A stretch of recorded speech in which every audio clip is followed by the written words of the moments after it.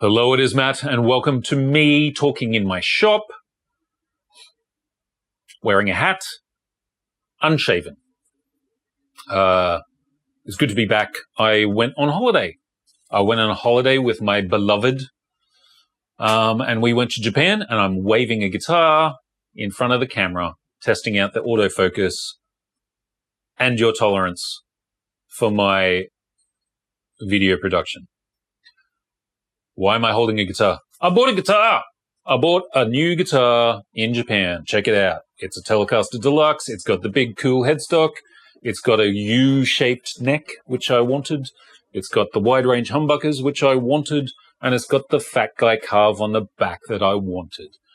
I bought it in Ochanomizu, which I'm probably saying wrong because I can't speak Japanese. But fortunately, the Japanese can speak English probably better than most of us. And they're also extremely polite.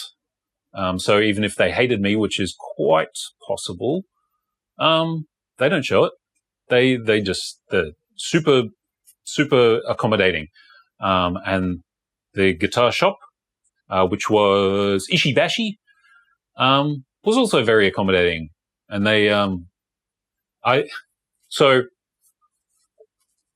before I do my 3-minute thing, which I've forgotten how to even introduce, what do I say?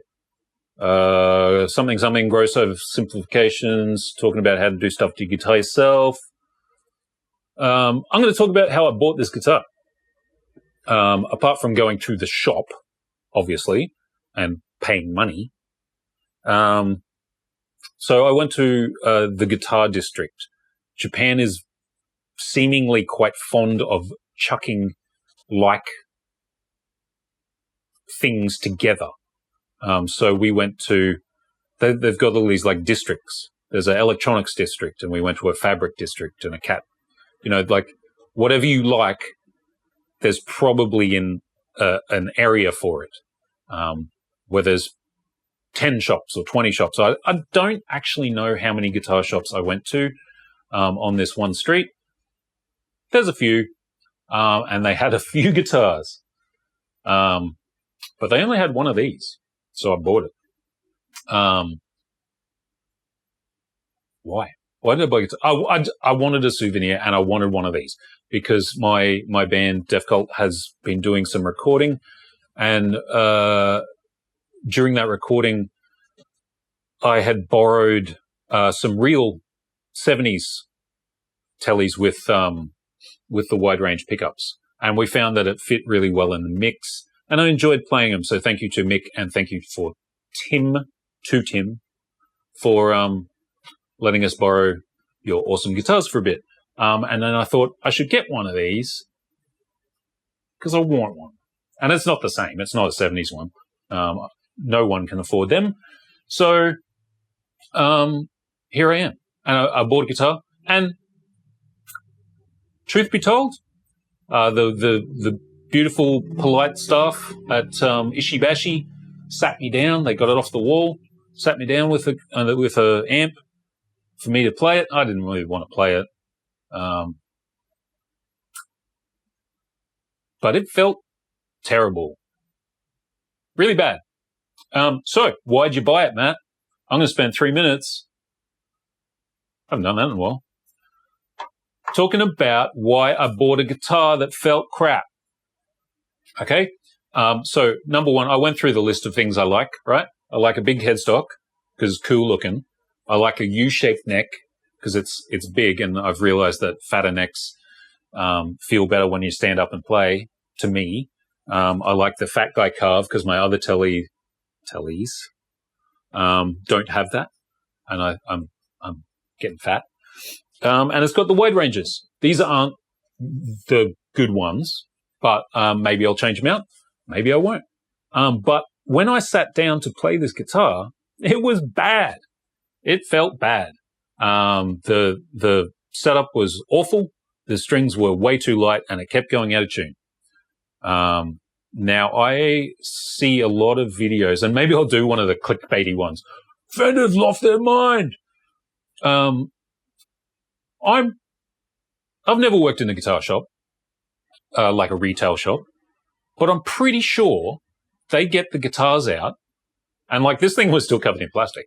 They get the guitars out and stick them on the wall. They might tune them up. They certainly don't put brand new strings on them, and they certainly don't give it a proper setup.